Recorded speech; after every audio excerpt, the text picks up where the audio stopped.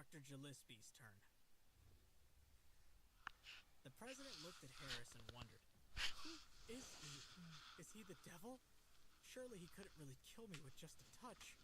Well, I'm not prepared to take the chance after everything I've witnessed today. As Harris continued to stare at him, President Myers gave him a weak smile. Of course, Harris. Anything you say. What happened today will remain a secret, he assured him. You don't have to threaten me. You don't have to leave the pain in my shoulder. Please remove it. Harris laughed and shook his head. No way, he said. But as I said, so long as you don't break our agreement, I won't need to trigger it. And with that, Harris turned away from the president and addressed his aunt.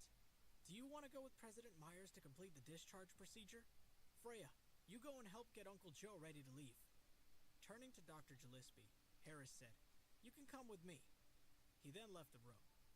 Dr. Gillespie was excited, but also relieved that Harris seemed to finally remember that he had been poisoned. He hoped that Harris would help him and quickly followed him out of the room. With Harris gone, the president escorted Maggie to the office to go through the discharge procedure, and Freya stayed to take care of her father and help him get ready to leave the hospital. Outside the room, Harris turned to Dr. Gillespie and said, Hello, dear. I didn't want to help you, you know. When the doctor heard this, he began to feel uneasy. But Harris continued, You didn't believe I could help my uncle, but you've since apologized, and you supported me back there, so I will repay that act of faith. Dr. Gillespie was both overjoyed and relieved. Thank you, Dr. Harris. I'm very grateful, he said. I'm sorry I doubted you. If you ever need my services again, you know where I am. Harris listened and then waved his hand. All right, now let's get on and sort out your problem, shall we? Also, I'm not a doctor, so don't call me Dr. Harris, okay? Before we start, however, I'm concerned about the motive behind the poisoning. I can help you once, but what if it happens again? Have you thought about that? He asked him. Without waiting for the doctor to respond, he said, You should really think about who is behind it. Now, let's get to a quiet room and I will detoxify you.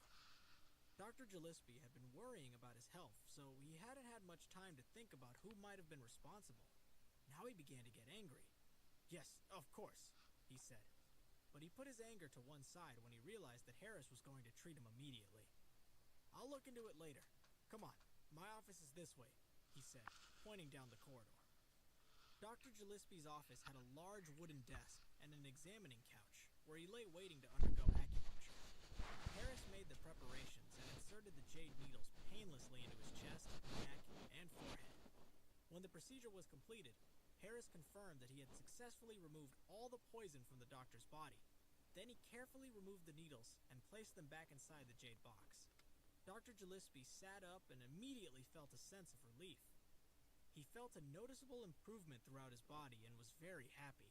He took out a card from his pocket and handed it over to Harris. Dr. Harris, there is $150,000 on this card. Please take it as a token of my gratitude. Harris was putting away the carved jade box, and he looked at Dr. Gillespie, deciding whether or not he should accept the money. He reached across and said, I'll take it this time.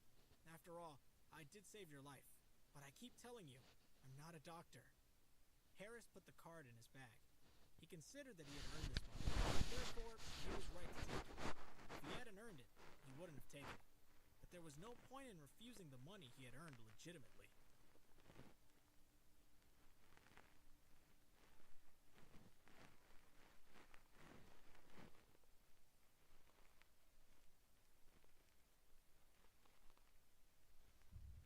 Episode 180, Lucy's Story.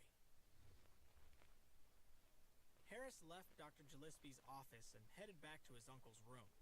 His aunt had still not completed the discharge procedure, so he decided to head outside for a few minutes. Hospitals are stuffy and depressing, he thought. I need some air. He rode the elevator down and went outside to the hospital garden, where he got a seat on the bench on the lawn. From where he was sitting, he could see the constant stream of people heading in and out of the hospital, and he started drinking. Everyone is trying to earn money, and everyone is exhausted. But no one ever If seems to someone earn does enough comment, money for what they I'm want. sorry, I He won't pondered. be What is it entering for? anything. I'm going As Harris was sitting there, thinking about life in general, he suddenly heard a small whimper. He looked around and noticed a young woman, about his own age, sitting on a nearby bench and crying. Harris stood up and walked over to her. He sat down beside her and said softly, "Are you all right? Is there anything I can do?" Then he took a tissue from his bag and held it to her. "You know we need to be brave and strong sometimes. Do you want to tell me about it?" he asked. He spoke very softly and quietly. He didn't want to startle her. She lifted her head and looked at him. Her face was pale, her eyes watery and red, and she had tears streaming down her face. Harris held the tissue closer, and the young woman took it with a small smile. "Thank you," she said quietly. Harris smiled back. "What's the matter?" "Sometimes it helps to talk, you know, or I can leave you alone if you like." The young woman paused. She thought Harris looked kind, so she decided to confide in him. Her name was Lucy Young, and, like Harris, she had just taken the college entrance exam. She was from a single-parent family, and it had only been her and her father since she was small. They had always managed to get by, but only just. Not long ago, her father had been diagnosed with cancer, which had caused additional hardship. They had needed to save up money for an operation because they had no insurance. Her father didn't earn very much money, so she had taken a part-time job to help save up. The cost of the surgery was $6,000, and as soon as they had saved the money, they had made an appointment at the hospital. They had turned up at the appointed time, and her father had been admitted. But just an hour before the surgery, the doctor had called Lucy into his office. The doctor had told her he required payment for the follow-up drugs, which were vital for post-operative recovery. Unless these drugs were administered, the chances that the surgery would be successful would be greatly reduced. Lucy had been shocked to hear this because she had understood the drugs were included as part of the surgery package, but the doctor had denied this. The doctor had requested payment of an additional $1,000 for the medication. Without this, he had said, he couldn't carry out the surgery. Lucy and her father had just about managed to scrape enough money together for the operation. She had spoken with some other patients and their families on the ward, and many had had the same experience. They had been quoted a price for surgery, only to be told on the day of the surgery that additional costs were required for drugs or something else. Lucy had been shocked and angry, but she had been desperately worried about her father's health, so she had felt she had no choice.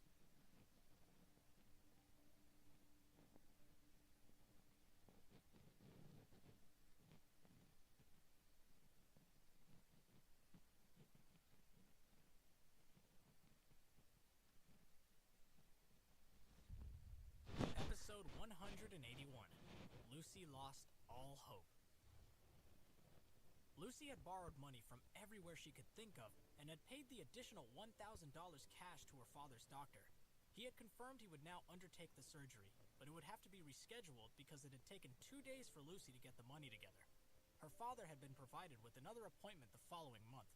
The following month, Lucy had accompanied her father to the hospital again. Her father had been admitted, and she had gone to see the doctor before he was due to have surgery, but the attending doctor had been different from the one she had seen the month before. As she had sat in his office, he had given the same story about the drugs, and when Lucy had said that she had already paid for it, the second doctor had said that they had no record. When she had asked to speak to the first doctor, she had been told that he was on vacation. She had tried to locate the first doctor, but no one had known where he was or where he lived. The second doctor had told her that she needed to make up the shortfall for the drugs, or the surgery couldn't be carried out. The second doctor had also been unhelpful and rude, but Lucy had only been able to think about her father. Once again, Lucy had found herself borrowing money from friends and family. It had taken her a couple of days, but she had raised enough money again. She had given the money to the second doctor, and then she had been told the same thing as before.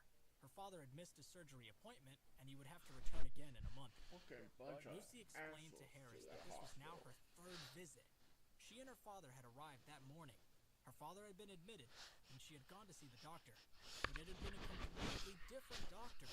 There had been no sign of either the first or second doctor, and the third had given her the same story about the shortfall. She had no proof that she had already paid it twice, and there was no one left that she could borrow money from. The third doctor had told her that not only would he be unable to carry out the surgery, but he would withdraw all treatment, including the drugs that her father was currently taking to stop the cancer from spreading. She had just come from the third doctor's office, and because she couldn't face giving her father the news, she had headed out to the garden. She told Harris she didn't know if she could face her father. She felt so stupid that she didn't have proof that she had already paid for the medication twice before, but she also couldn't understand how this could be allowed to happen in a hospital. And she had nowhere else to go, so she had come here. After telling her story to Harris, Lucy began to cry again. Through her tears, she said, "How can I be strong? I don't have any strength left." Harris had listened to Lucy's story in shock. He couldn't imagine how she felt and what she was going through. Some doctors only care about the money, he thought. How could someone refuse to treat someone and risk their patient dying? A voice interrupted his thoughts. "Dr. Harris, there you are." Harris looked up to see Dr. Gillespie headed toward him. "I've been looking for you everywhere. Miss Lawson has completed the discharge procedure, and they're waiting for you upstairs," he said. When Lucy heard this, she looked at Harris and thought, "How can he be a doctor? He's too young. And I've been speaking ill of the doctors here. What must he think?" Her face turned white.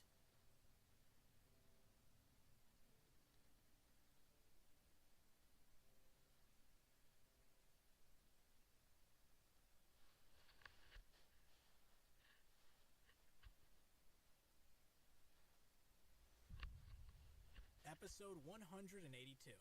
I'm Not a Doctor. Harris saw Lucy looking at him in shock and realized she must have misunderstood.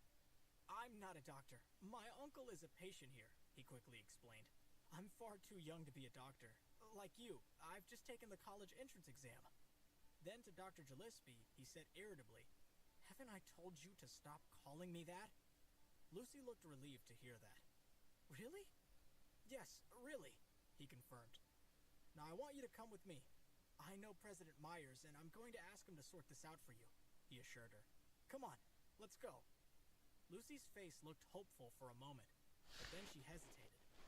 "Why should I trust you? Why should I trust anyone here after what's happened?" Harris became angry at the thought that a few bad doctors had colored her view. He wondered how many other people had experiences like this. Doctors saw people when they were at their most vulnerable and at their most desperate. They often weren't thinking straight, and it was easy to take advantage.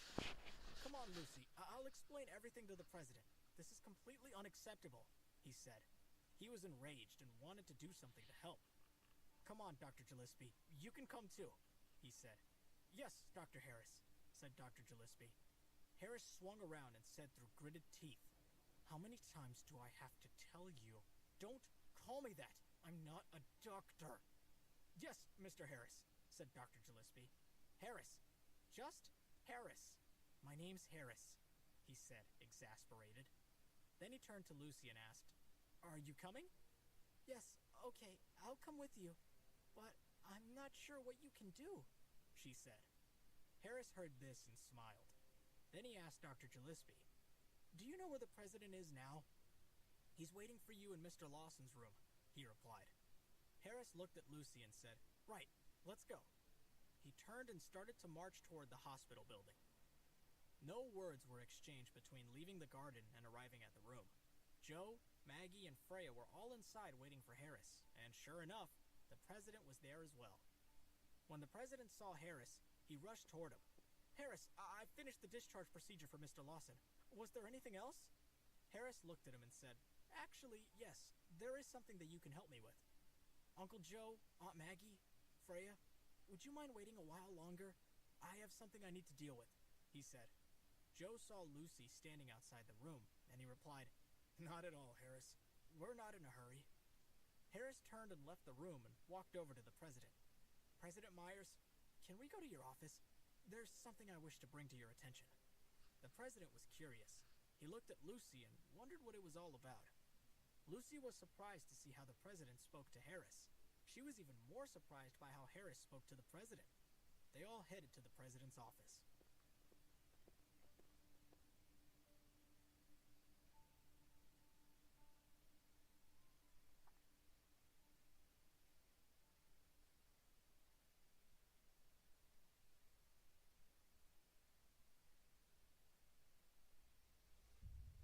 Episode 183. President Myers listens to Lucy. In his office, the president sat down behind his grand desk and invited the others to take a seat. Once they were seated, Harris looked over at Lucy, then began. "This is Lucy Young, President Myers. Her father is a patient at the hospital," he said. Then he looked to Lucy with encouragement. "Lucy, can you tell the president what you told me?" Lucy paused for a moment and then began to tell everyone in the room what she had told Harris in the garden.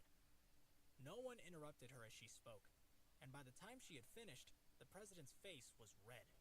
He was furious. He had always tried to run the hospital as best as he could, and while mistakes were sometimes made and he had to deal with the odd complaint here and there, what he had just heard was unacceptable.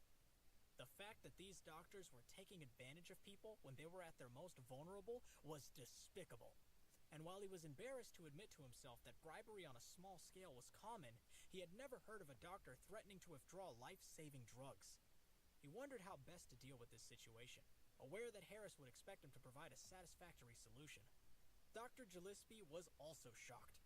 While he had from time to time accepted additional payment for one reason or another, he would never have stooped so low as to threaten a patient with the withdrawal of life-saving drugs or treatment. After giving the matter some thought, President Myers looked at Harris. "Harris, I'm very sorry to hear about this," he said. Then to Lucy, he said, "Miss Young, my sincere apologies for what you have been through. I'll arrange for your father to be attended to by another physician, and the hospital will waive the medical expenses." He continued, "As for the doctor who threatened to withdraw the treatment, although he has clearly violated many regulations, without irrefutable evidence, it will be difficult for me to do anything more than give him a warning. Without further evidence, I cannot terminate his contract." The president then turned to Harris again. "You see, Harris, although I am the president of this hospital is part of a wider organization, so I do not have the final say in matters of this nature. If I kick this doctor out, I would have to answer to the board of directors of the main organization."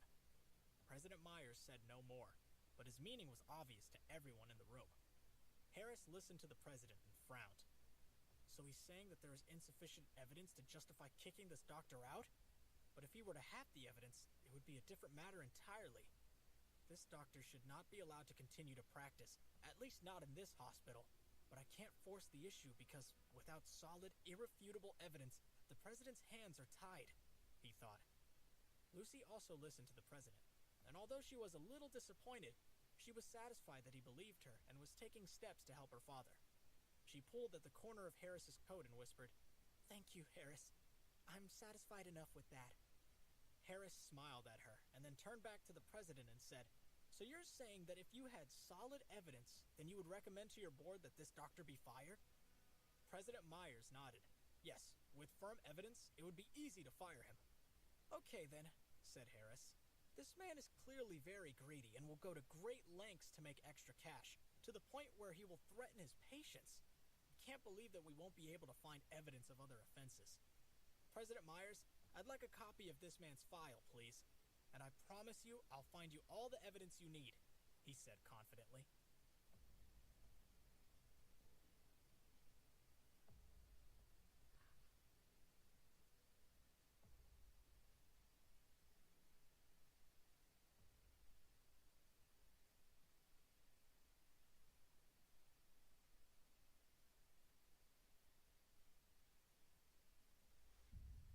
Episode 184, Harris the Hacker. President Myers looked at Harris, and then he said, "Okay, just wait a moment. I'll find the information you need." The president opened his laptop and logged onto the hospital system. He pressed a few keys and then turned the laptop around so that Harris could see. Here he is. The screen showed the details of Dr. Gibson. "Thank you, President Myers," said Harris. "Do you mind if I use your laptop? I need to make my own investigations." "Yes, of course. Go ahead," agreed the president. So Harris sat in front of the computer as the other people in the room looked on in confusion. He began to type, and his hands flew across the keyboard so quickly that no one could keep up. With his world-class computer and hacking abilities, he was able to delve deep inside the internet to search for the evidence he needed. It only took him a matter of minutes before he was able to access the information from the various websites that he needed. He compiled a list and then prepared to present the evidence. Everyone looked on in horror when the full extent of the doctor's activities was revealed. Harris had managed to turn up a lot of information about Dr. Gibson. He had managed to hack into his email and bank accounts, and those of the pharmacies and other suppliers with whom he had conducted business. He gathered evidence of which pharmacies dealt in fake or illegal drugs, and how Dr. Gibson conspired with them to prescribe those medicines to unsuspecting patients. He uncovered evidence of other instances of corruption going back many years. There was even evidence of abuse involving a patient's daughter. The abuse had led to the daughter taking her own life. There had been an investigation by the coroner, but the verdict had been inconclusive. Harris had uncovered evidence of corruption involving payments from Dr. Gibson to the investigating police officers, resulting in the incriminating evidence being destroyed. President Myers, Dr. Gillespie, and Lucy were all shocked into silence. No one could believe that Dr. Gibson had gotten away with his conduct for so long. And while Harris had guessed the matter involving Lucy and her father was unlikely to be an isolated incident, even he was shocked at the extent of Dr. Gibson's criminal and immoral behavior. "Do any of you have a flash drive on you?" Harris asked as he stared at the screen. President Myers found one in his desk drawer and passed it over to Harris, who proceeded to download all the information he had uncovered about Dr. Gibson. The download took a few minutes, and once it was completed, he removed the flash drive and then returned it to President Myers. "Will this be sufficient evidence, President Myers?" he asked, looking directly at him. "Yes, I believe that will be more than enough," the president confirmed. "In fact, I believe this will be enough to have him fired from this hospital, struck off the medical register, and sent to prison for a very long time." No one else in the room apart from Harris and President Myers had said a word this whole time. They were completely in awe of Harris, who apparently wasn't only a miracle worker, but a world-class hacker. He was definitely not someone you wanted to get on the wrong side of. After watching him today, it was clear that he could destroy you in a matter of minutes. When Harris looked up and saw the looks of surprise on the faces of everyone in the room, he waved his hand and said dismissively, "Oh, that was nothing. It's simply basic computer training. It's just foundation level. We learn it in school." And everyone took Harris at his word.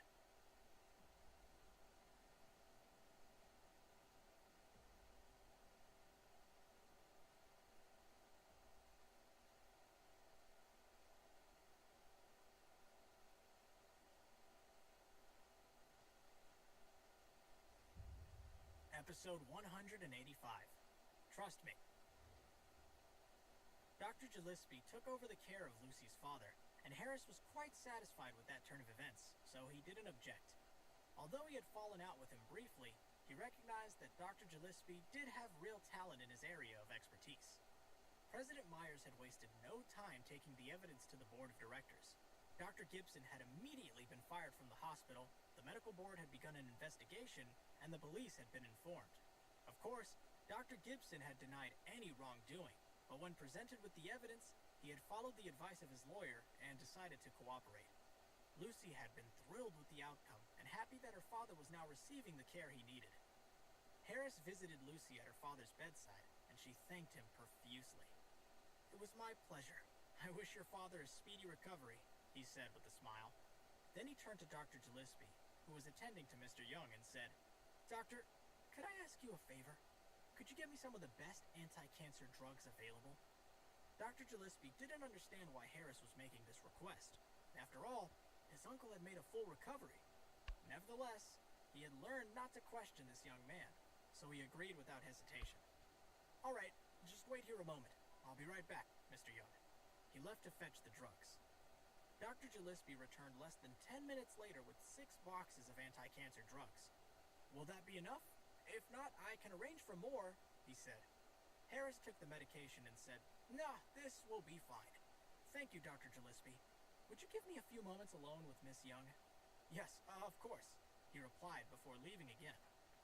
Lucy looked at Harris curiously, wondering what he wanted to say to her. But Harris stood with the boxes in his hand, closed his eyes, and began to communicate with the system.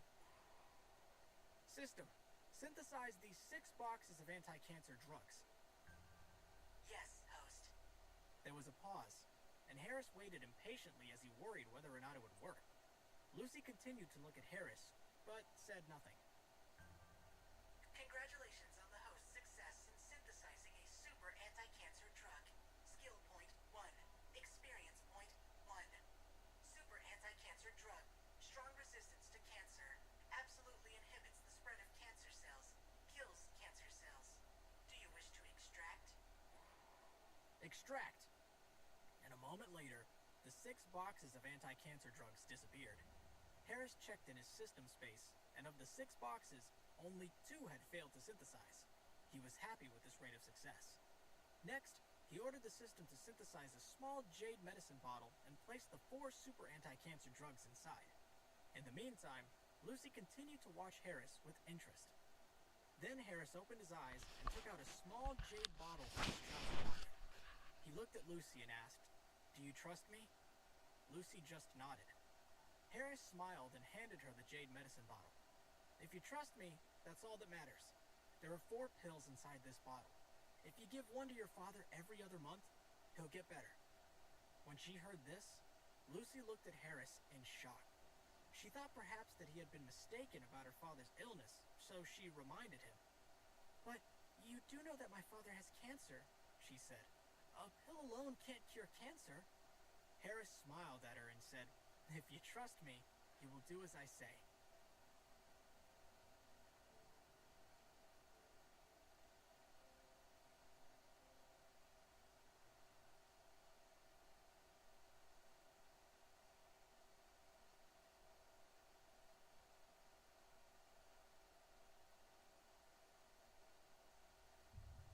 Episode 186, Driving Skills. "But this is the last time I can help you," he said to Lucy. "Remember to keep this secret, or there will be consequences." Then Harris turned and left. Lucy looked at him as he walked away. She decided that she did trust him and would do as he said. "I just don't believe he would lie to me," she thought. After Joe had been discharged from the hospital, Harris had been invited to stay at his house to spend another day with his uncle, aunt, and cousin. They had all wanted him to stay longer, but he insisted he needed to return home. Harris had, of course, phoned Isabella to give her the good news about his uncle, and she had been overjoyed. She had cooked his favorite meal to welcome her son home. The family sat down to eat together, and John turned to Harris and said, "Harris, now that you've graduated, when will you go and spend some time with your grandparents?" Harris listened and gave the matter some thought. "Okay, Dad, I'll think about it. But I think Olivia and I should go together. Olivia's sitting the high school entrance exam the day after tomorrow, so we'll wait until then." "Okay," said John. After dinner, Harris was upstairs in his room looking outside at the endless stream of traffic traveling up and down the street when he suddenly thought, "It's time to buy a car. But before that, I have to learn how to drive and get my driver's license." With that in mind, he decided to go out and find a book about driving. As with other skills, if he could find a book on the subject, he would soon master it, and then he would be able to pass his driver's test. Harris went to the bookstore and finally found a copy of Motor Vehicle Driving Guidance. He bought the book and found a quiet corner where he stood with it in his hands and waited for the system prompt. Found a copy of Motor Vehicle Driving Guidance. Do you wish to deconstruct? Harris did not hesitate. Deconstruct. On Harris's order, the book he had just bought disappeared into thin air. Congratulations to host for deconstructing Motor Vehicle Driving Guidance. Obtain driving skill crystal. Skill points plus 0.8. Experience points plus 0.8. Driving technology. All vehicle driving experience, including planes and trains. Decomposition completed. Do you wish to extract and fuse? Harris thought about the driving skill crystal and sighed. "I only want to learn how to drive a car, but the system is always over-enthusiastic." He reminded himself he shouldn't complain about the system, and even though he didn't require all the additional skills, he confirmed the system. Extract and fuse. The crystal disappeared, and a torrent of information rushed into his mind. Within seconds, Harris had mastered the skill of driving to such an extent that it would now be instinctive. All that's missing now is a car, he thought. Now that he had his new skills, he felt an immediate desire to test them. He wanted a car. However, he knew nothing about cars. Other than the food truck, his family had never owned a vehicle, so he didn't know where to start. He needed someone to help him and guide him through the process. He thought for a moment, and then thought of Emily. Emily's family was wealthy. They would know all about cars and would be able to advise him.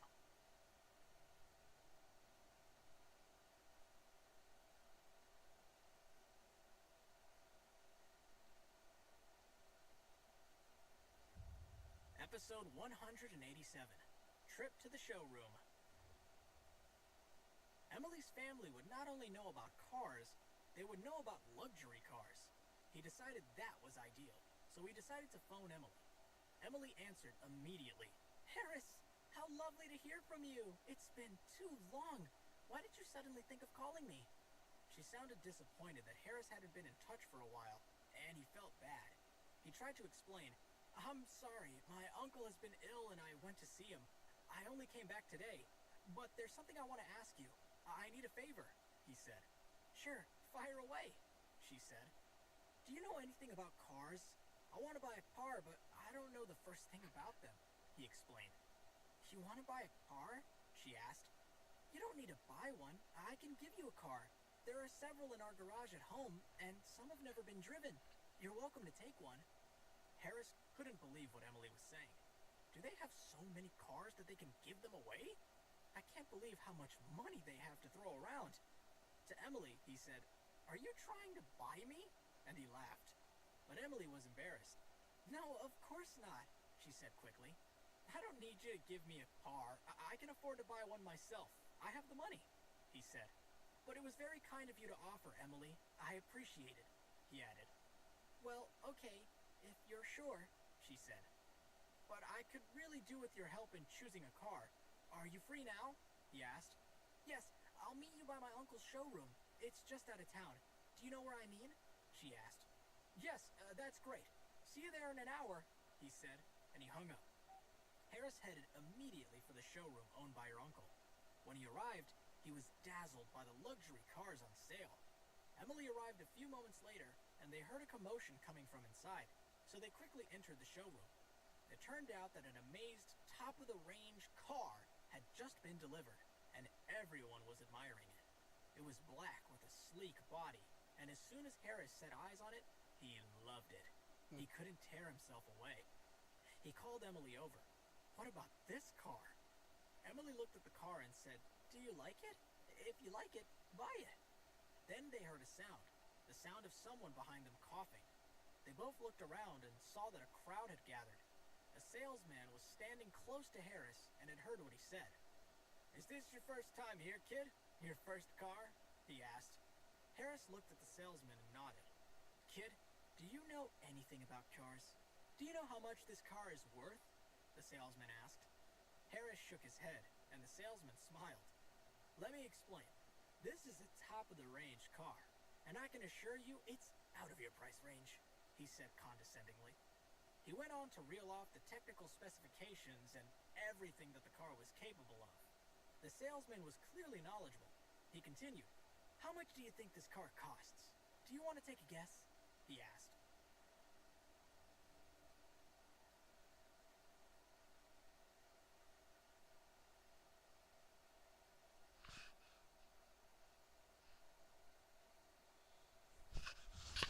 Episode 188, Accused of Playing Games. Harris shook his head. The salesman noticed and started talking about the car. Let me tell you some more about it, he said. This car costs $2 million. As he quoted the price, the people watching gasped in surprise. The salesman looked at Emily and said, Even if you wanted to buy this car, it might be too expensive for you. But he didn't realize that she hadn't reacted to the price at all. Emily looked at the salesman indifferently. I don't need to buy it, she said. My family already has several of the same model. They were gifts. The crowd started chattering among themselves again, and they looked at her suspiciously. Is that true? Who has more than one of the same car? How ridiculous! How can people give gifts worth so much money when others are living in poverty? Even the salesman frowned, and he nudged Harris.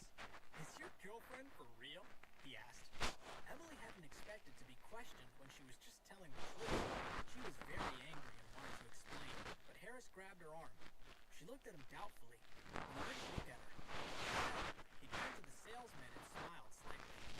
Thank you for showing the car to us, he said. But my honest.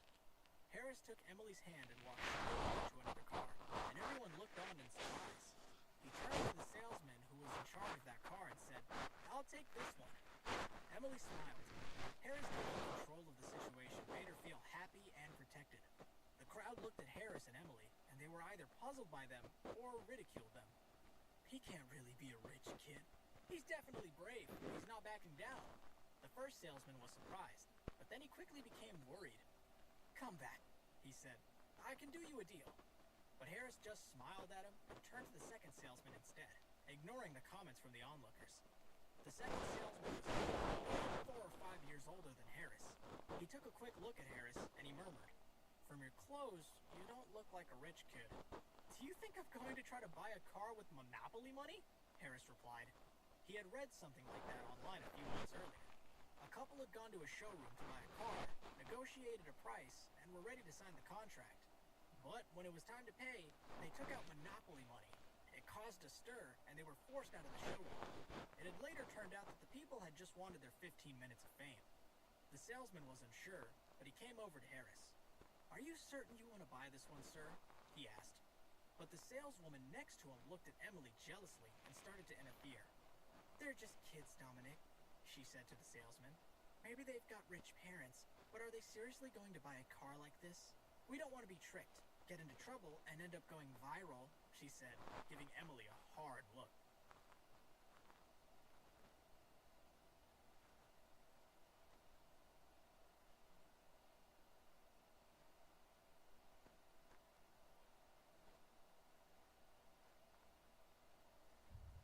Episode 189, Snobbery and Suspicion. The saleswoman's snobbish attitude made Harris very unhappy, and he frowned. With her father's name following her wherever she went, Emily had never been humiliated like this before. "Who are you?" Harris asked the saleswoman. "What does me buying this car have to do with you?" "It doesn't matter who I am. You're the one causing a problem," she replied arrogantly. "You don't belong here." She waved over a security guard. "Security," she called. "Come here for a moment. There's trouble." Her voice attracted the attention of the onlookers. "Is there trouble? Who's being so brazen?" The salesman, Dominic, seemed to be convinced by her, so he frowned at Harris. "Sir, I think it would be best if you left," he said. Harris and Emily were very annoyed, and Emily looked at Dominic and the saleswoman. "How dare you look down on us?" she said coldly. "Uncle Peter owns this business, so I wouldn't like to be in your shoes when he finds out about this." She angrily took out her phone, ready to make a call. The saleswoman and Dominic became nervous, and they looked at each other doubtfully. "Uncle Peter? Does she mean Peter Ellis? Does she know the boss?" Harris and Emily had deliberately dressed casually so they could keep a low profile, but it meant they were treated with suspicion. "That's impossible. She's making it up," the saleswoman said, and then she turned to Emily. "You can try telling tales to our boss, but I'll believe it when I see it." Emily glanced at the woman and ignored her. Harris looked at her sympathetically, shook his head, but didn't say anything. Before Emily could make a call, the manager rushed over. His name was Mr. Andrews, and he was a chubby, middle-aged man. He looked around at everyone and frowned. "What's going on?" he asked. He squeezed through the crowd and approached Dominic. "Dominic, what's happening here? Tell me," he shouted. Dominic pointed to Harris. "Mr. Andrews, they're making trouble," he explained. "They said they wanted to buy the sports car, and she said that she had several in her garage." The manager paused and thought carefully. Could this be true? There aren't many of this model around, so it's unlikely. But what if they are genuine customers? He looked at Dominic and the saleswoman with a frown, and then his eyes were drawn to Harris. This kid doesn't look like he has a lot of money, so it's hard to believe. But when his gaze fell on Emily, his face suddenly changed. "Mr. Andrews, that's the girl who said her family has several cars of the same model," the saleswoman said, pointing at Emily. But she quickly stopped talking when Mr. Andrews turned and glared at her furiously. Someone is getting fired. Oh no.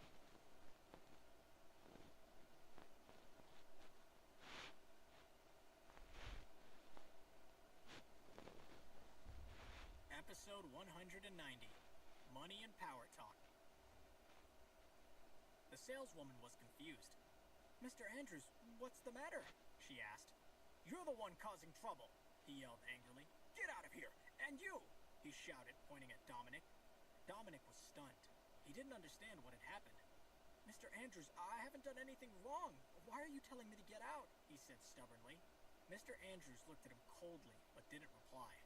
Instead, he turned to Emily with an apologetic expression on his face.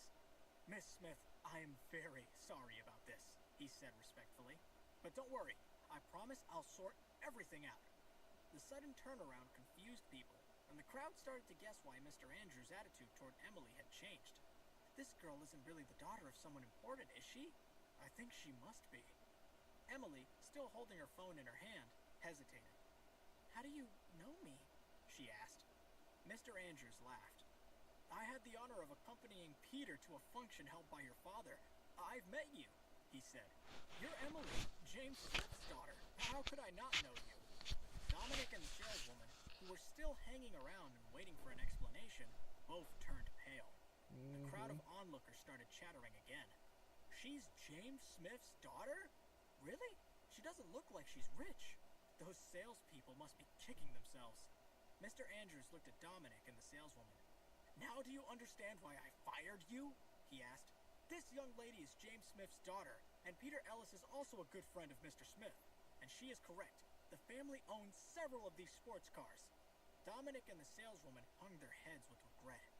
Not long ago, Peter gave Miss Smith one of our cars as a birthday present, Mr. Andrews continued. It was her fault, Dominic said resentfully, pointing at the saleswoman. If it hadn't been for her, I'd have been able to sell the car. Dominic was very angry, but when his eyes met Mr. Andrews' cold stare, he knew apologizing was pointless. So he turned and left. The saleswoman looked at Emily furiously. It's impossible. You lied to me, she shouted. Mr. Andrews frowned and motioned to the security guard next to him, who immediately took hold of the saleswoman's arms and removed her from the room. Have I resolved this issue to your satisfaction? Mr. Andrews asked Emily politely. Emily looked at him, and then she turned to Harris, who was watching quietly. She pulled him toward her. This is who you should apologize to, not me, she said. What's more, he's the one who wanted to buy a car today. I was just accompanying him.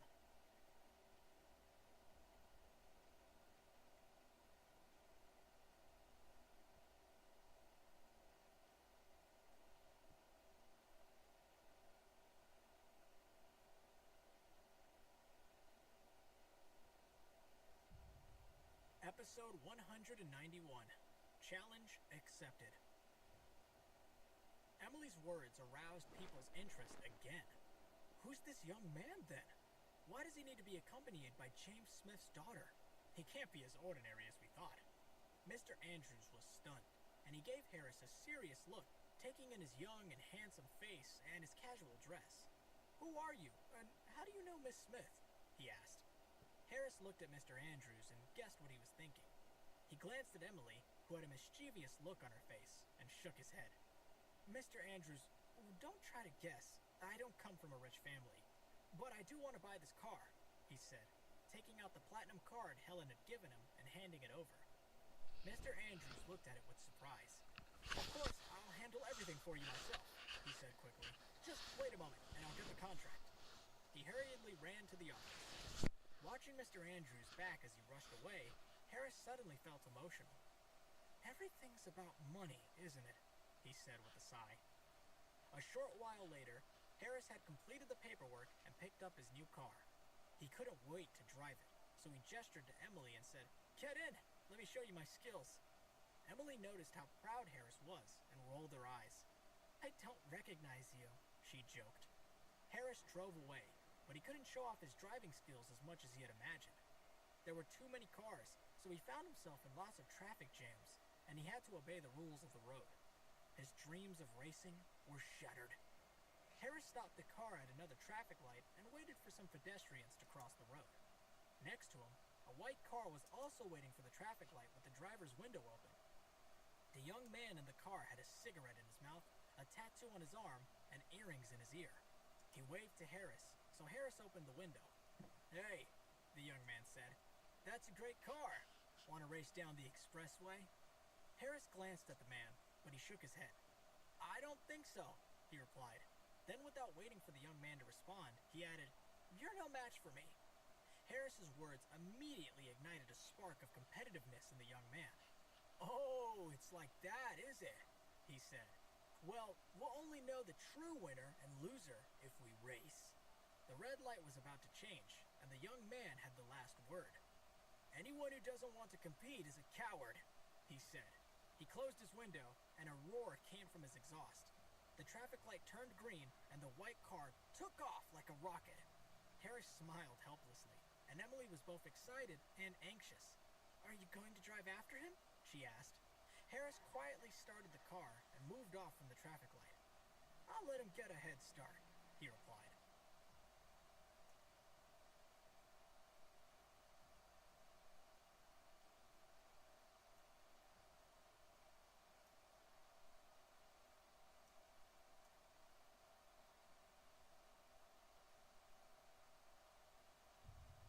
Episode 192, Colliding with a Con Artist.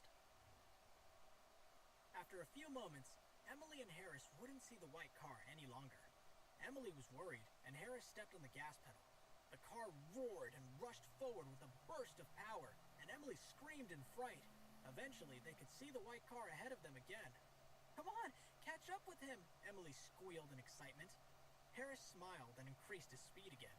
Soon, there was very little distance between the two cars. The white car slowed down for a sharp turn, but Harris accelerated and made a perfect drift, which left him ahead of the other car. Harris looked in the rearview mirror, saw the white car behind him, and accelerated again. He sped away quickly, and the white car was soon left far behind. The young man in the other car watched fearfully as Harris disappeared into the distance. "That guy's a madman," he said to himself. After driving for a while, Harris finally left the highway and slowed down. He had experienced a rush of adrenaline and excitement, and Emily felt the same. In the next lane, he noticed a middle-aged woman riding an electric scooter, and when she saw Harris's luxury car, her eyes lit up. As Harris pulled ahead of her, she suddenly accelerated and hit the car he had just bought. There was a scream, so Harris braked quickly, and Emily's face turned pale with fear. "Did we hit someone?" she asked. Harris stopped the car, and he and Emily quickly got out. They could still hear someone screaming loudly. Several passerbys had gathered around, and they started to criticize Harris and Emily. "Young people today don't take care when they're driving. Driving a fancy car is like flying an airplane." Harris and Emily ignored their comments, and, in a panic, Emily ran to the woman, who was lying on the ground screaming. "You rich kids think you're above everyone else," the woman wailed. Harris didn't think he had done anything wrong, so he used the Eye of Law destruction skill to understand the cause and effect, and he suddenly felt very helpless. "Oh no," he thought. "I hadn't expected to meet someone like this so soon."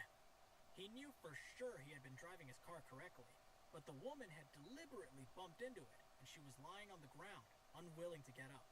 Harris knew she was trying to con him, and he looked at his car and wanted to cry when he saw the big dent in it. "My new car," he thought sadly. Then he looked at the crying middle-aged woman with disgust. He pulled Emily over to him, which surprised her, and the woman was also stunned by his lack of sympathy. "My legs! My legs!" she cried. Harris knew she was determined to make the most of the opportunity, but he decided to teach her a lesson instead.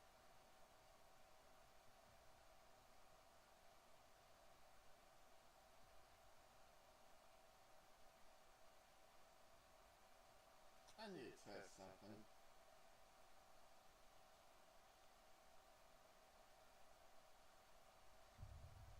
Episode 193, It's a Trap. Harris fiddled with something in his pocket, and then he went up to the middle-aged woman. "Are you okay?" he asked. "No, are you blind?" she scolded. "I've hurt my legs." Then she flashed him a smile. "But I'm willing to overlook it if you give me $30,000, she said. Emily suddenly realized what was happening, and she felt a rush of anger. The people gathered around also understood and started chattering among themselves. These two young people are unlucky. They've met a scammer. What makes someone do this kind of thing? Are people like that crazy, or do they just have no morals? Many people sympathized with Harris. Although the woman had blamed him, he didn't seem to be annoyed with her. "Okay, I have $30,000. I'll give it to you now if you get up," he said. Harris went back to the car and took out the $30,000 in cash he had withdrawn earlier to reserve the car. As the crowd noticed him take out the cash, there was a sudden burst of excitement. "He's rich! Now I know why she did it. Who has that much cash in their car?" When the woman realized that Harris had actually taken $30,000 out of his car, she was also stunned. She hadn't expected to get the money without a fight. Looking at the cash in Harris's hand, she felt a rush of joy, but also a trace of disappointment. "If I'd known it would be so easy, I would have asked for more," she thought as she got up from the ground. Harris handed her the money. "Here's $30,000, he said. "Take..." Suddenly, the woman and the people gathered around began to look at Harris strangely. Is he being taken for a fool? They started to ask themselves. They couldn't believe Harris had given in so easily and couldn't see what the woman was doing. Even Emily grabbed his arm and looked at him questioningly, although he gave her a reassuring smile in return. The woman took the $30,000 with both hands. She was a little confused at how easily she had made so much money, but she decided not to dwell on it. Maybe he is a fool, she thought. She quickly checked that the bills weren't fake, and when she realized they were real, she was excited. Okay. She looked at Harris. "You're a good man," she said. Harris smiled mysteriously and nodded. The woman also smiled, picked up her scooter, and prepared to leave. "I'm all right now, so I'll be on my way," she said. "Okay, just as long as you're all right," he replied, and the woman nodded.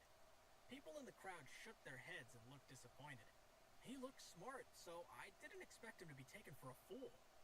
"But if you're okay, I have something to ask you," Harris suddenly said to the woman. "What can I do for you?" she asked in surprise. The onlookers were also curious, but Harris just smiled slyly and said, "Do you know how much my car cost?"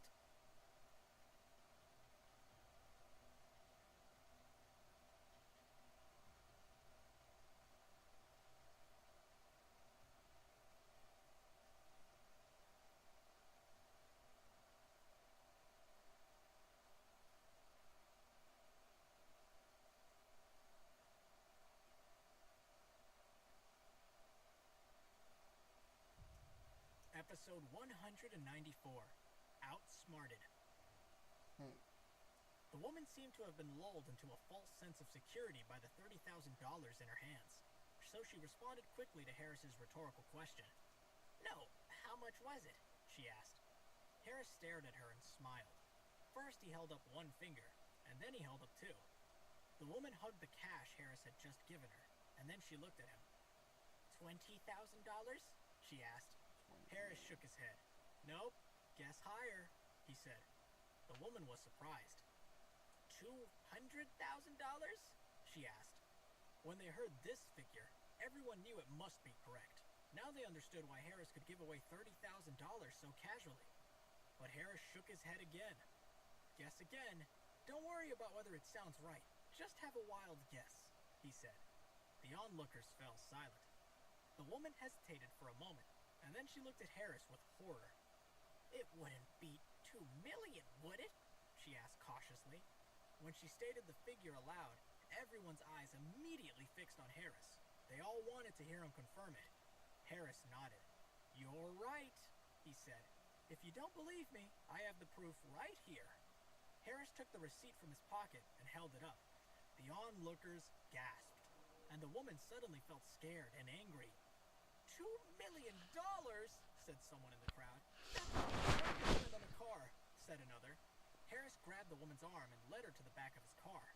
He pointed at the large dent that had been caused by the woman's scooter. "Thanks to you, I have a problem. This dent is going to cost over $100,000 to fix," he said coldly. "You caused this, so you need to pay for it." Harris's sudden change in attitude startled everyone, and they all started murmuring. "He's not a fool. This is a trap. She walked straight into it." Meanwhile, Harris continued. "30,000 for you, 100,000 for me." The woman felt confused and uneasy. $100,000? Where am I going to get that kind of money? She thought. Emily, who had been watching the scene play out, smiled confidently. "This is the Harris I know," she thought. The woman could only think of one thing to do, so she threw herself to the ground, clutched her leg, and began to scream. "My legs! He hit me with his car!" she cried. Everyone in the crowd was speechless, and they all looked at Harris to see what he would do next. He took his phone out of his pocket, tapped the screen a few times, and turned the volume up to the maximum. Suddenly, a recording blared out, and everyone could hear Harris's voice. Even the woman stopped screaming so she could listen. "Here's $30,000. Take it." "You're a good man. I'm all right now, so I'll be on my way." "Okay, just as long as you're all right." Harris stopped the recording and looked the woman in the eye. "If you don't pay for the damage, I'll call the police," he said.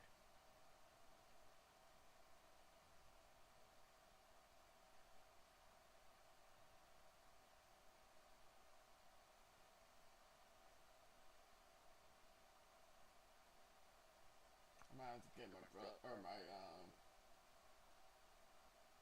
wait, DS. Episode 195, IOU. The woman was stunned. She was silent for a few moments, thinking about how she would have to give up the money she had only just received. "Here's your $30,000 back," she said pitifully. "Please, just let me go." Harris looked at her coldly, and then he looked down at his phone and pressed a button on it. Okay, the woman cried. She took a bank card from her bag and handed it to Harris. "I have $30,000 in this account, but you can take it all. It's the only money I have," she said. Harris took the card and looked at the woman. She thought Harris had accepted it, and she was relieved that the ordeal might be over. But then Harris turned to the crowd around him. "Does anyone have a pen and some paper?" he asked. Although people were puzzled, a student looked in his bag, found a pen and a notebook, and gave them to Harris. After thanking him, Harris tore out a page and wrote something on it. Then he handed the piece of paper and the pen to the woman. "You've given me $60,000, but you still owe me $40,000, he said coldly. "This is an IOU, and you need to sign it." The woman turned pale. Looking at Harris's icy expression, she knew there was no point arguing with him, so she signed her name. Harris snatched the IOU from the woman and returned the notebook and pen to the student. He looked at the IOU and said, "You'd better go and make some money so you can pay me back." He motioned to Emily to get back in the car, and then he joined her. They drove away, leaving the woman with the crowd of onlookers. Harris didn't feel any sympathy for her. She had tried to con him, so his actions had been justified. In the car, Emily looked across at Harris. "Do you think she'll pay back the $40,000? She asked. Harris looked at Emily and smiled.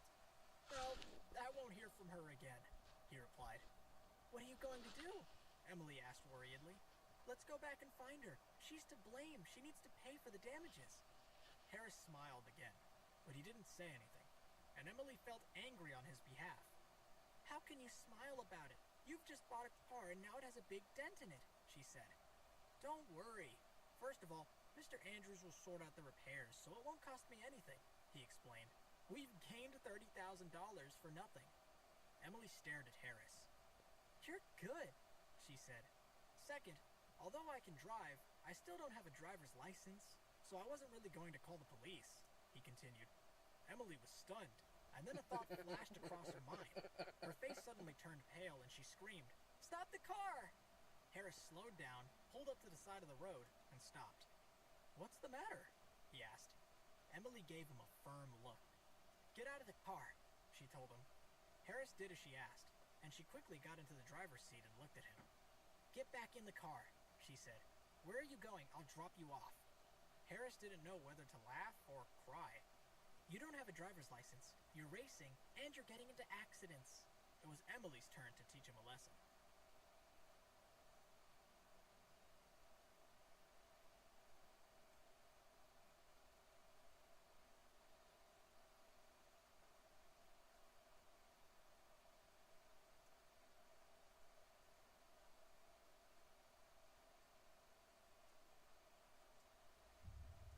Episode 196, Visiting Home. A few days had passed, and Olivia had finished her exams, so Harris decided to drive them both to their father's hometown. After he had called Mr. Andrews, the car had been taken away for repairs, and returned once they had been completed, and with a bit of help from Emily, Harris had a driver's license. Harris and Olivia spent the journey chatting, and after 5 hours, they finally arrived in the small town of Somerton. Somerton was a remote town, surrounded by farmland and a long way from the city. It was more than 6 months since Harris had been there. As they approached the town, Harris noticed a boy aged about 10 years old leading a big black cow along the road. Harris recognized the boy as one of his cousins, Rory, so he stopped the car, opened the window, and smiled. "Rory, why are you herding cattle?" he asked. "Shouldn't you be in school?" Rory looked into the car and saw his cousins. "Harris, Olivia, you're back!" he said with excitement. "We haven't been home for ages, so we thought it was time we visited," Harris said. "We're going to the house now. Finish with the cattle and come over. I'll make you something to eat." Rory nodded happily. Harris drove to the house, stopped the car, and he and Olivia got out. A black dog ran out of the front door, barking and rubbing his head on Harris's legs. The little dog was called Scamp, and Harris's grandmother had had him since he was a puppy, almost 10 years earlier. A middle-aged woman came out of the house and noticed them. "Harris? Olivia? It's good to see you!" she exclaimed with excitement. Harris looked up and smiled. "Hi, Aunt June. We're back for a visit," he said. Harris's father was the second of 4 brothers. The eldest brother and his family lived in California and only came back every few years. The third brother lived nearby in Somerton, and the youngest brother still lived in the family home with Harris's grandparents. Harris and Olivia went into the house and saw their grandparents. They were both in their 70s, but they looked strong and happy, especially their grandfather, who had rosy cheeks and sparkling eyes. He had more energy than many people much younger than him, but they didn't see their uncle, which was strange. "Aunt June, where's Uncle Bill?" Harris asked.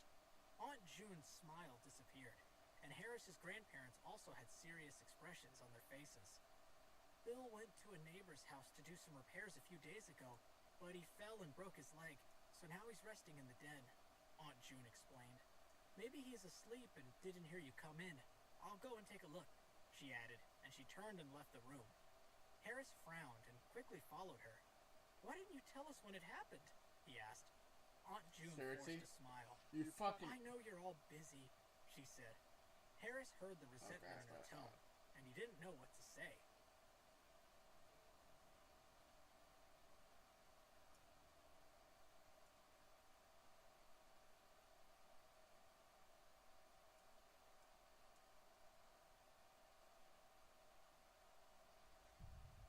Episode 197. Harris uses his medical skills. Harris's uncle in California had a lot of money, but he hardly ever came back to visit the rest of the family, and he didn't have a close relationship with them. Harris's family had their struggles, which Aunt June knew, and his other uncle's life was the same. Uncle Bill had broken his leg, so Aunt June had to take care of him, a child, and Harris's grandparents. This was why she sounded resentful. Harris was silent for a moment, and then he said, "Aunt June, I'm sorry." Aunt June discreetly wiped away a couple of tears and smiled at Harris. "It's okay. I'm used to it now," she said, but Harris still felt guilty. "Aunt June, don't worry.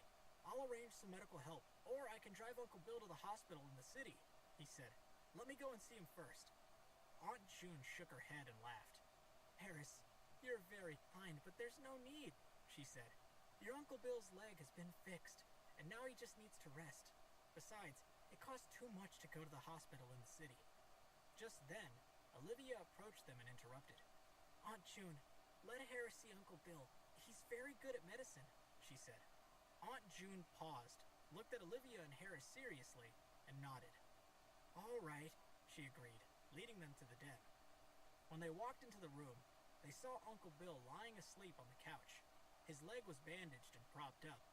"Bill, wake up," Aunt June said. "Look who's come to see you."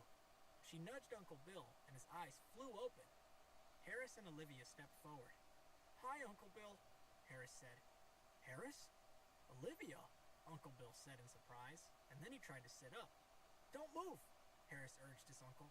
"Just lie down." Uncle Bill smiled at him and settled back into a comfortable position.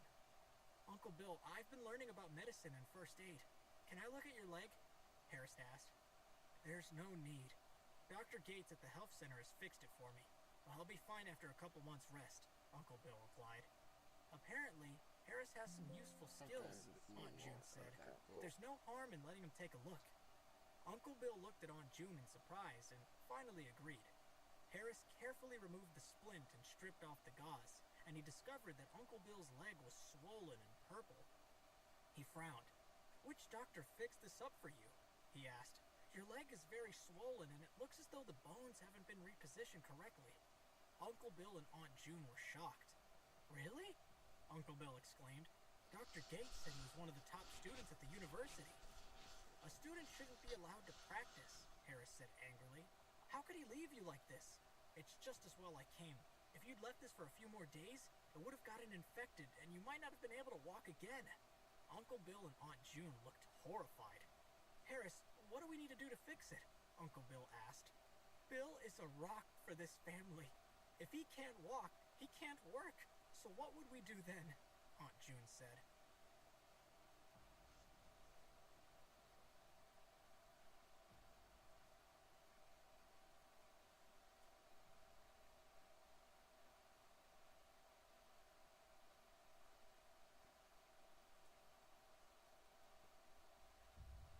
Episode 198, Uncle Bill's Swollen Leg. Harris looked at his uncle's leg for a while and frowned. The leg was swollen and inflamed, and it was clearly infected. "Uncle Bill, Aunt June," he said reassuringly, "don't panic. I'll take care of this for you." His aunt and uncle looked at him doubtfully and shook their heads. "If my brother says he can fix it," said Olivia, "then he will.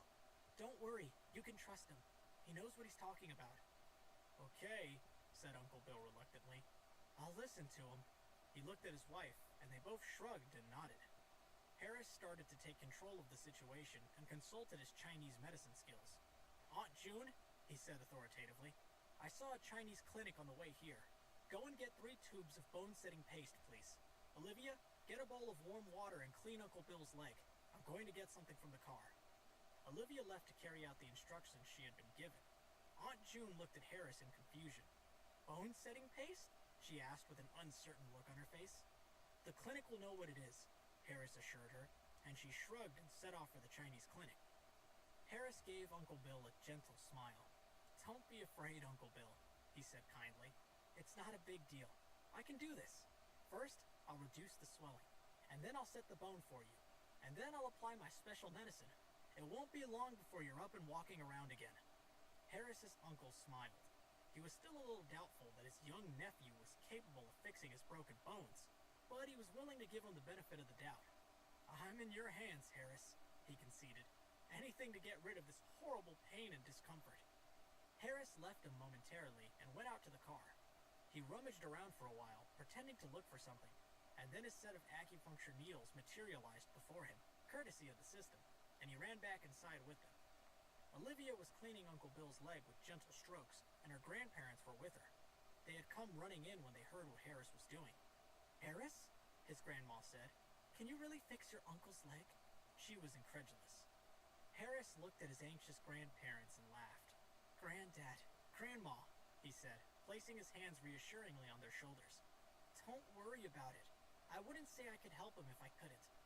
"That's good to hear," his grandma said with a sigh of relief. "Well, if Grandma believes you," said his granddad with a shrug, "then I guess it must be true." Olivia finished cleaning Uncle Bill's leg, and Harris took out 9 acupuncture needles. His uncle looked at the others in the room worriedly.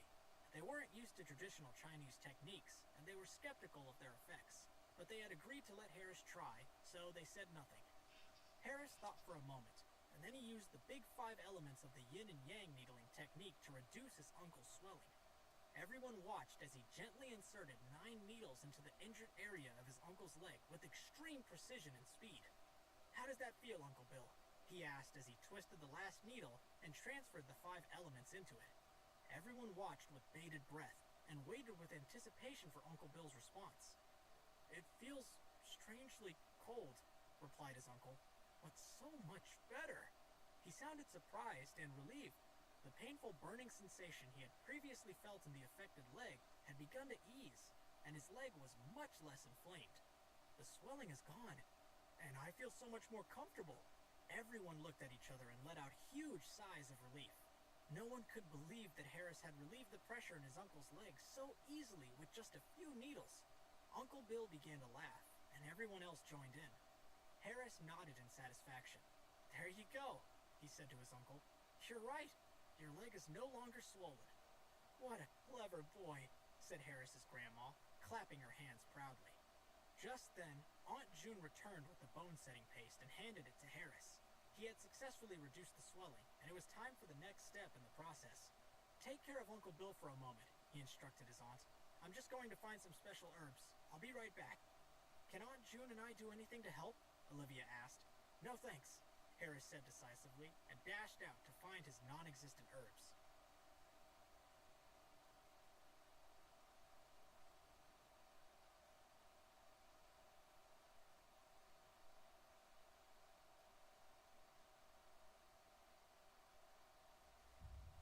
Episode 199, Super Painkillers. Harris made sure he moved far enough away from the house so that none of his family members could see him. He took out the 3 tubes of bone-setting paste and laid them out in a row. Since the system can synthesize super anti-cancer drugs, he thought, it shouldn't be too difficult to synthesize a super bone-setting paste. He picked up the 3 tubes and waited for the system to activate. 3 tubes of bone-setting paste detected. Would you like to synthesize? Synthesize. Within an instant of giving the order, one of the tubes of bone-setting paste grew to twice its size. Congratulations. The host has successfully synthesized. Super bone-setting paste created. Obtained skill points 0.9 and experience points 0.9 obtained. Super bone-setting paste has super healing powers and super composite force. Whichever bone is broken, the paste will restore new life to it. Extract. Harris was shocked at the extent of the paste's power. Wow, he thought. The system is really powerful. He had no idea how successful the synthesizing process would be. If it had failed, he had been prepared to use the system's vital essence to stimulate the rapid healing of his uncle's injury, but he could see that there would be no need for that. Extract. Harris rapidly extracted the super bone-setting paste, and then he synthesized the 2 remaining tubes of paste. He picked up his 3 large tubes of super strength paste and returned to the house to set his uncle's bones.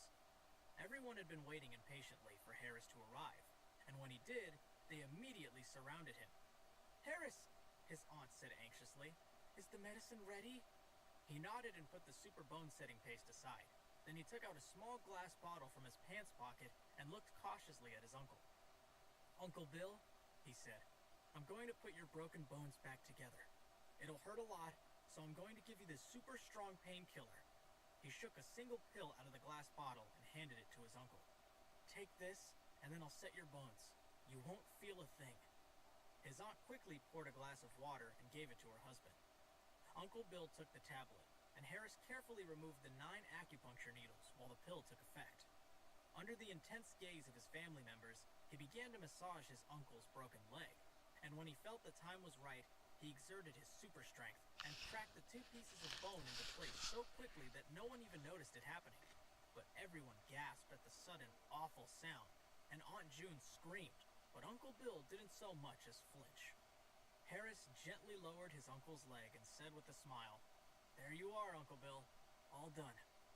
Uncle Bill laughed in confusion at the speed of which Harris had worked and the absolute lack of pain he had felt. He had no idea how his nephew had done it, and he was utterly amazed. "That's it?" he asked in bewilderment. "Why didn't I feel anything?" Everyone looked around at each other and shook their heads in amazement. They gazed at Harris in disbelief. Harris stepped back and looked with satisfaction at their awestruck faces. "Uncle Bill, you just took my super painkiller," he explained with a chuckle. "Of course you didn't feel anything. Pinch yourself and see how you feel." Uncle Bill did as he was told and pinched himself. He didn't feel any pain at all. "I told you," Harris said a little smugly. "You won't be able to feel anything for a little while. Not until the effects wear off. It's as strong as an anesthetic. Even if you cut yourself with a knife, you won't feel it." Uncle Bill pinched himself again so hard that he left fingernail marks on his skin, and sure enough, he felt absolutely nothing. Everyone looked at Harris in astonishment. No one had ever come across such a powerful painkiller. "Why haven't I ever heard of such incredible painkillers before?" asked Harris's grandma as she scratched her head. "I could have done with them to help with my arthritis."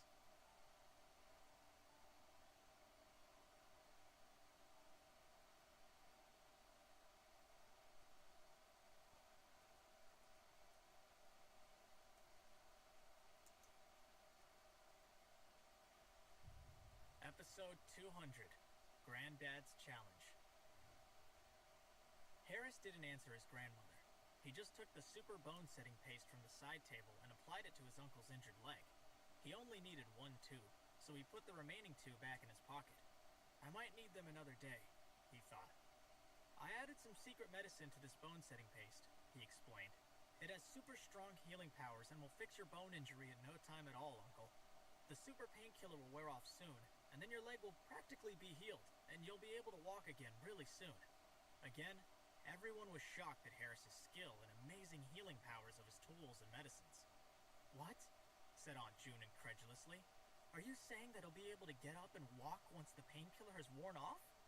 Harris's grandmother couldn't believe it either. Are you sure, Harris? She asked skeptically. Bones usually need a couple of months to heal fully. Harris had known that his family would find it all too much to understand. He took his grandma's hand in his. Grandma, he began to explain, you saw what I did. The medicine I use is an ancient recipe handed down by my master. There's nothing to worry about. Uncle Bill will be up and about by tomorrow morning. You'll see.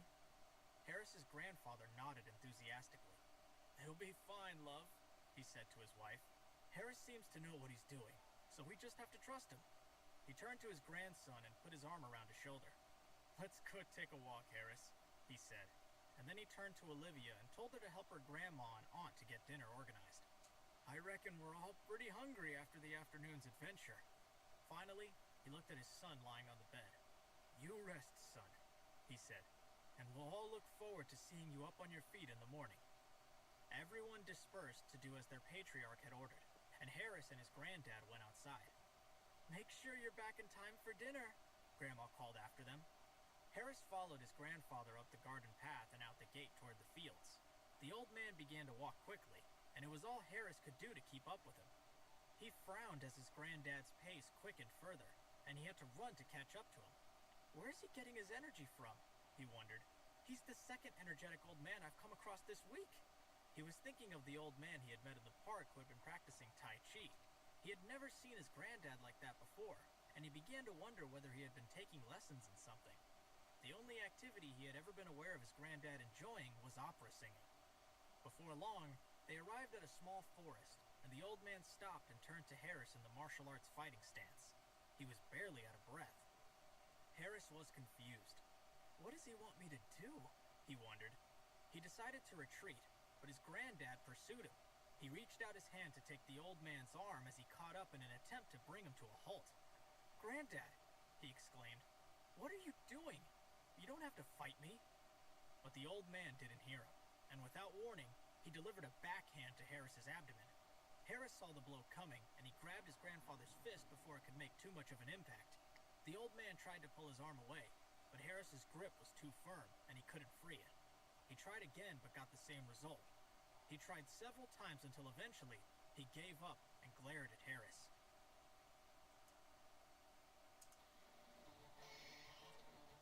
No freaking way.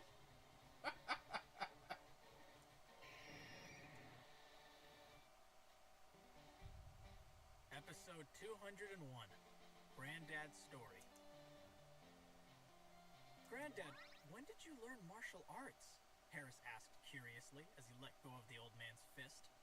His grandfather took a few steps further into the forest. He seemed to fall into some kind of trance. Okay, cool.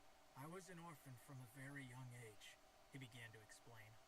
I was helpless. I had no food to eat and no warm clothes, and I almost died. But then, one day, the head of an opera troupe heard me sing and invited me to join the troupe. The old man spoke quietly, and Harris listened in silence. I had a little bit of talent, he continued, and with formal training, I became pretty good. The boss had taken a liking to me, and he decided that I should also learn some martial arts, so he employed a sensei to teach me some moves. Later, as I got better at it, I found that I couldn't get enough of those martial arts moves, and I soon mastered the skills and formed my own system. The old man's chest swelled with pride, but then he saw Harris's baffled expression, and he quickly deflated. Go on, Granddad, Harris encouraged. What happened then? My master, his granddad went on, was Buddhist, and he told me that I was born in the wrong era and the wrong part of the world. He said that at the time in the Western world, the law of heaven was silent, and there was no Dharma. I didn't understand at the time. I didn't even know what Dharma was. And then the old master said one last thing. He said that there was a lack of will to achieve. If you didn't wish to practice martial arts, you would never be able to find extraordinary strength. At the time, I was arrogant and believed that man conquered nature, so I vowed to cultivate my master's extraordinary power and prove it to him. But he just laughed and shook his head. Of course, there's even less of that will these days. Harris stared at his granddad, taking in his every word. He had learned about Dharma when the system had helped him study martial arts. It was related to a person's righteousness or moral duties. He found his grandfather's story fascinating, and he could understand exactly how he had felt, but he still felt baffled that he had never known about his granddad's obsession. Since then, the old man went on, I've been practicing constantly, but all I've been able to achieve is a slightly greater physical fitness and strength than ordinary people. But even so, I have never given up my daily practice, and now it's been more than 50 years since I began. He paused and looked at the ground. What happened next, Granddad? Harris asked. He was keen to hear more of the story. Well, the old man continued, I thought I would just carry on like that for the rest of my life, but then, 40 days ago, my body seemed to change. My vital energy, which had been deteriorating with age, began to soar. It felt like I had undergone some kind of metamorphosis, and I couldn't understand it. Harris frowned. 40 days ago, he thought. Wasn't that when I first found this system? Is that what this is all about? He was shocked by the thought that he might have somehow influenced his granddad's energy levels when he became the system's host. He tried not to think about it, and continued to listen to the old man's story.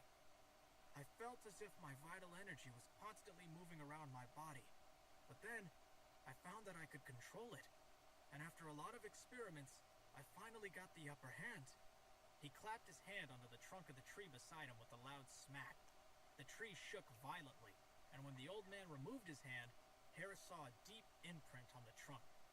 It suddenly occurred to me, his granddad said excitedly, that this might be the extraordinary power that my master had told me about. Granddad, Harris said, thinking about how his grandfather had tried to challenge him to a fight.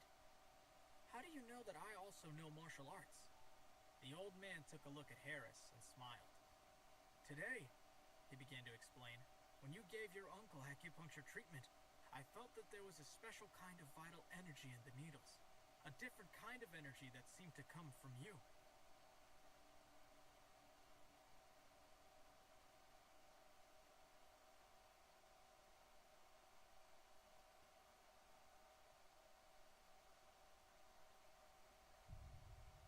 Episode 202, The Old Leather-Bound Book. At first, Harris's granddad went on, I wasn't sure, but when I asked you to come outside with me, I purposefully accelerated, and you were able to keep up with me. I could tell that you have mastered martial arts. The old man's face took on a look of confusion combined with joy.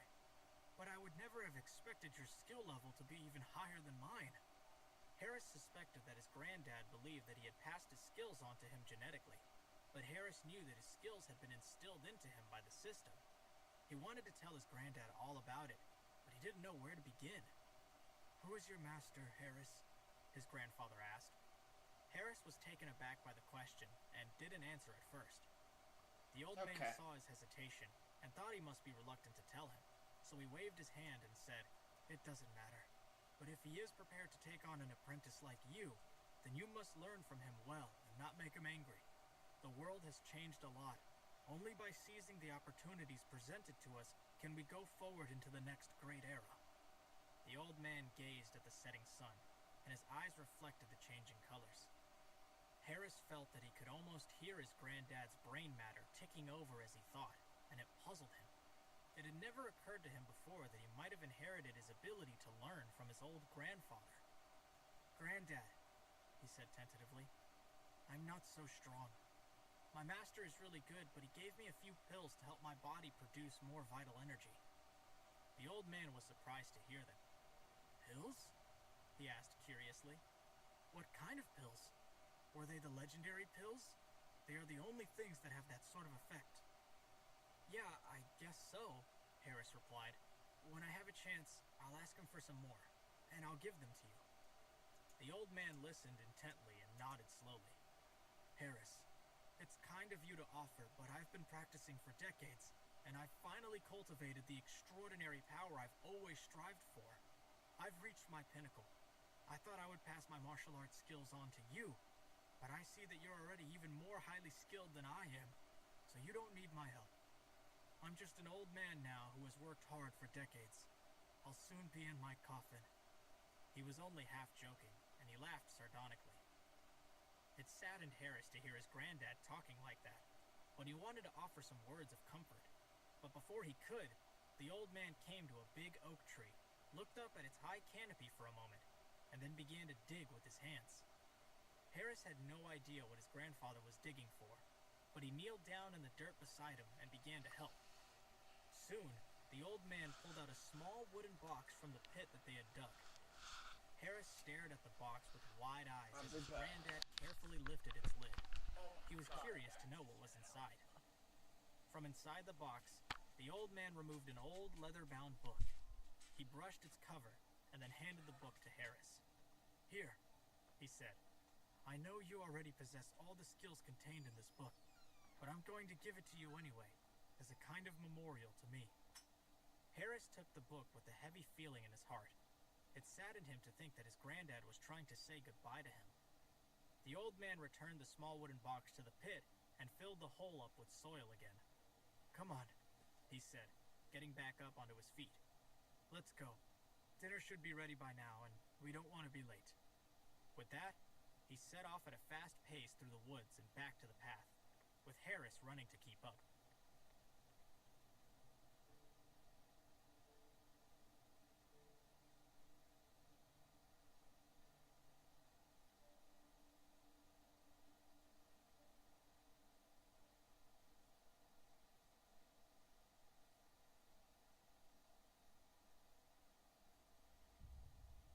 Episode 203, The Scratch.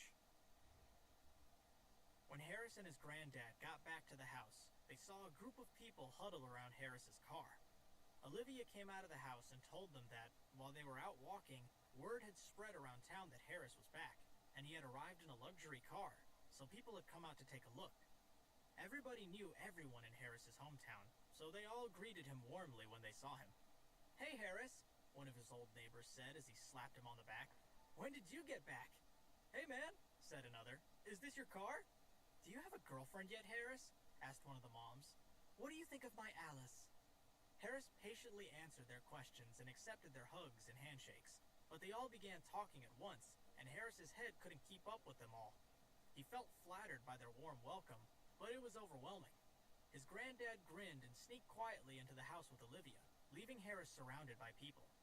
The middle-aged woman who had asked whether Harris had a girlfriend persisted in her mission to hook him up with their daughter. You must get to know my Alice, she said persuasively. She's a lovely girl. Harris remembered Alice, but his memory of her was not of a lovely girl. He thought about himself with Alice, and the horror of it made him shiver. He wanted to run away and hide. He said his farewells to the crowd and hurried back toward the house. But as he ran past his car, he noticed a long scratch along the side. He frowned and wiped it with the end of his sleeve, hoping it was just a dirt mark. But it wasn't. He began to feel anger building up inside him. Damn it, he thought in frustration. I only just got the car back from the repair shop, and now it's scratched again. Harris's neighbors saw him frowning at his car and came to look. Oh, who did that? A man asked. I bet it was one of those kids. He pointed over to the crowd, where Harris saw a few children standing with their parents. Everyone turned and looked at the others suspiciously. They were all willing to accuse each other, but no one was prepared to own up. Harris spotted a woman at the back of the group. She wore thick makeup and bright red lipstick, and she was dressed much more fashionably than everyone else. She looked somewhat out of place and seemed a little nervous and self-conscious. She was with a little boy who was covered in dirt, and when she heard the people accusing a child of having scratched the car, she seemed to panic and hid the little boy behind her. A middle-aged woman Harris knew to be a friend of his aunt's asked him in a low voice, Am I right in thinking that this car is worth a lot of money? He quickly shook his head. No, it isn't, he lied. The car didn't cost much, but it's a pain to repair the paint, so I'd appreciate it if everyone could keep their children away from it. He glanced again at the woman who had inadvertently attracted his attention at the back of the crowd and thought about how much she stood out. The woman caught Harris looking at her, and she looked away in a panic. The knowledge that Harris had gleaned with the help of the system told him that it was her child who had scratched his car, and he felt angry.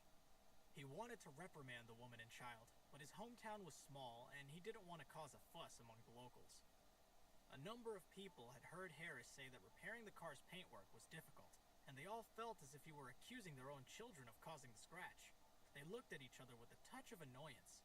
Nobody liked to be told that their child was in the wrong, but one woman broke the tension by giving her child a sharp clip round the ear. "Was it you, Johnny?" she asked her child with a scowl.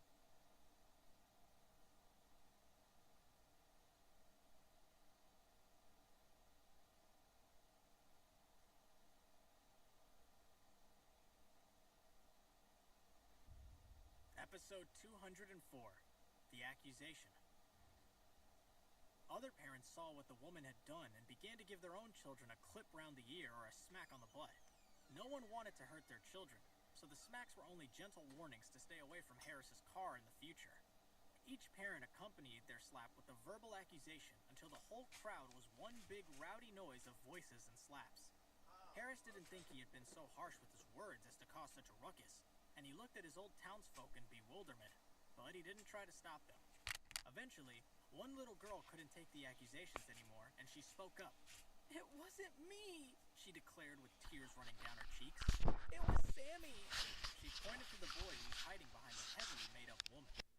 Everyone turned to stare at the woman and her little boy, who cowered behind his mother's legs, and the mother looked sternly at the little girl who had accused her son. "Ella," she said earnestly, "did you see my Sammy scratch the car? Because you shouldn't make serious accusations about someone if they aren't true." The little girl felt scared by the woman's harsh tone and hid behind her mother. "But Mommy, I didn't lie," she pleaded to her mother. "I saw Sammy scratch the car with a stone. I saw him pick it up off the ground, and then he drew on the car with it." As Ella spoke, other children felt more confident and began to back up Ella's account of what had happened. "I saw it too," claimed another little girl. "And I did," said an older boy. He still got the stone in his pocket. Everyone turned and stared again at Sammy and his mother. The mother knew that it would be impossible for her to try and deny her child's involvement any further, and she stood there defiantly with her hands on her hips. "Even if my Sammy did do it," she said, "it has nothing to do with any of you. It's just a scratch. It can easily be repaired." She muttered something under her breath, and then she fumbled in her purse and took out $100, which she threw on the ground in front of Harris. "There," she said spitefully. "That should cover the cost. Take it. I won't be blackmailed by the likes of you. When my husband gets back, I'll tell him what happened here today, and he won't like it. Come on, Sammy, let's go home." And she turned on her heels and marched off, dragging Sammy behind her. Harris looked around at the other townsfolk. What Sammy's mother had said had worried them. They all knew Sammy's father, and everyone feared him. Trevor Romano had been the town's biggest troublemaker since childhood, and he had an endless number of brothers that he always called upon whenever he needed support. He had continuously gotten into trouble his whole life and had broken other people's bones on more than one occasion. He had eventually ended up in jail and had served a 4-year sentence, but even after he had been released, he hadn't changed his ways and had gotten into organized crime, setting up protection rackets all over town. Harris didn't care about the man. He knew the system would help him handle any trouble that he might bring. Instead, he felt angry and insulted by the woman's measly offer of $100. "Hey!" he shouted after her as she left the crowd. "Don't go yet!" The woman turned and glared at him with a bitter look. "What?" she asked sarcastically. $100 not enough for you? Do you want me to pay for more scratches on your car?" Harris suppressed the urge to hit something. "I've known most of you for a long time," he said, addressing the crowd. "So I'm just reminding your kids to please keep away from my car. I don't care who scratched it, and I'm not going to take this any further." "But you accused my child," the woman persisted, "knowing that he didn't do it. You should be apologizing to me." Harris's anger reached boiling point. "In that case," he snapped back at her, "I'm happy to do business with you." and he opened the car door and took out 2 pieces of paper from the glove box.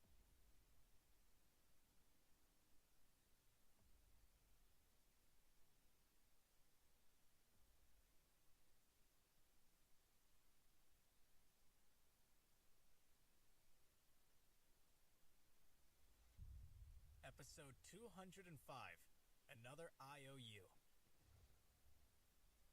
My car is worth $2 million, said Harris proudly as he thrust the receipt into the woman's face. Here's the invoice to prove it. The woman looked at the receipt and scoffed. That doesn't prove anything, she spat. The other people were shocked to hear the car's value, and a scuffle soon broke out as they all tried to look at the invoice. Let me see that, said one person in disbelief. $2 million, exclaimed another. The Lewis family have just done a huge renovation, and it only cost about a quarter of that, said a third incredulously. They all looked at each other in amazement.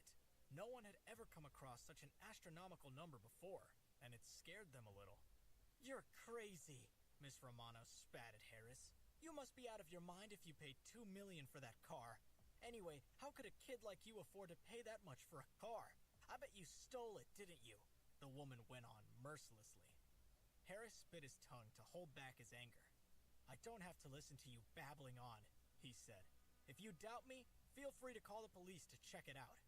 Everyone, including Harris, knew that there was no way the woman would call the police, not with their husband's record. Or perhaps you'd prefer it if I called them for you, he said smugly. He was beginning to enjoy taunting the woman. She began to panic at the mention of anyone calling the police. Okay, she said reluctantly. Don't overdo it. I believe you. Besides, I've already paid for the paint job. What more do you want from me? Harris shook his head in disbelief at the woman's audacity. Don't put this on me, lady, he said. I'm not the one who started this. He glared at her with bitterness in his eyes. Then, he held up the second piece of paper. A few days ago, he explained, a woman dented my car, and she eventually agreed to compensate me with $100,000 for the repairs. She paid me $60,000 on the spot, but I have the IOU right here in black and white for the balance of $40,000. Again, the people all vied to get a glimpse of the slip of paper. The words were clearly written on it in black ink. I owe you $40,000. They began to murmur in surprise as they finally acknowledged the car's value. Holy cow, said one person. $100,000 to fix a small dent? Does he expect to get a similar amount to fix the scratch? Asked another in utter astonishment. The woman with the red lipstick turned pale beneath her heavy makeup. Even with her husband's dodgy ways of earning a living, she had never come across such a high-value item as that car in her life before, and there was no way she could afford such an exorbitant amount to repair a simple scratch.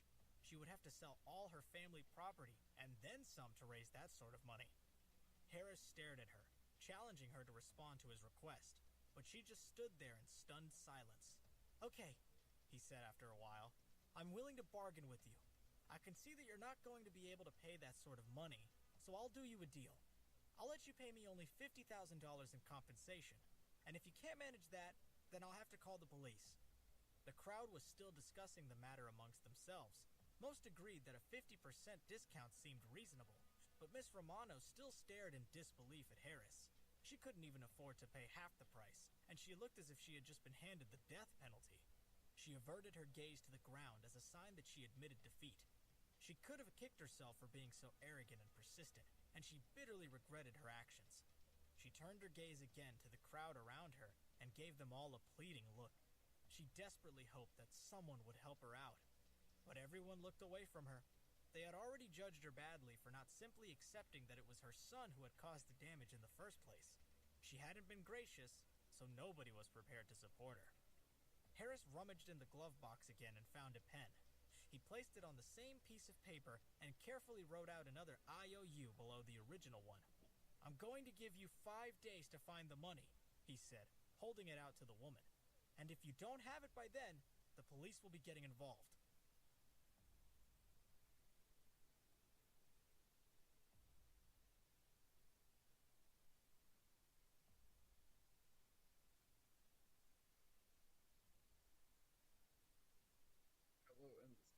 That will end the stream completely.